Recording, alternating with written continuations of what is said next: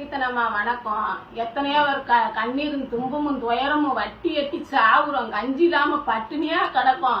எங்க கண்ணீருக்கு பதில் சொல்லுங்க. எப்படி வந்து ராசகாளியம்மன் கோயிலுக்கு நின்று உங்க வீட்டுல ஒவ்வொரு பிள்ளையா இருப்போம், எல்லா மக்களுக்கும் நான் உங்களுக்கு துணையா இருப்போம். துட்டம் வாங்கிட்டு எனக்கே ஓட்டு போடுங்கன்னு எப்படி சொன்னீங்கம்மா? நாங்க எங்க பிள்ளையா நினைச்சுதான் நாங்க உங்க கூட உழைச்சோம், பாடுபட்டோம். இப்ப கடைசியா கண்ணுலோட தெரியாம இப்படி ஒளிஞ்சு தீவிரவாதி மாதிரி இப்ப இருந்தா எப்படிமா? எங்களுக்கு கூட்ட குரலுக்கு ஓடோடி வரும்னு சொன்னீங்களாம்மா. இப்ப நாங்க எங்கெங்க தேடுறோம், நீங்க கண்ணுல தெரியுறீங்களாமா? இப்ப எவ்வளவு நாள் 4 மாசம்னா எப்படிமா நீங்க ஒரு நாள் சாப்பிடாம இருப்பீங்களாமா? அப்ப உங்களோட பசி எப்படி? அது மாதிரி ஏழைகளோட பசியை நீங்க ஏமா பாக்கல? அப்ப நாங்க பசியோட இருப்போம்னு உங்களுக்கு தெரியலையாமா?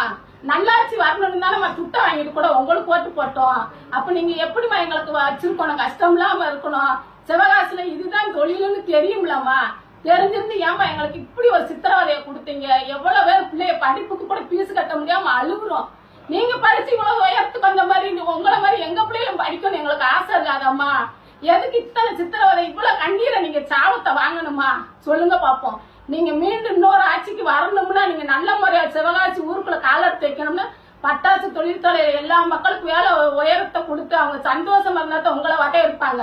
இல்லைன்னா ஒரு சனம் யாருமே உள்ள முளைய விட மாட்டோம். அவ்வளவு கொந்தளிப்புல இருக்கும். எங்க கண்ணீருக்கு சீக்கிரமாக பதில் சொல்லி 4 நாளைக்குள்ள எங்களுக்கு விட பாருங்க. அதுக்காக உங்க கட்சியில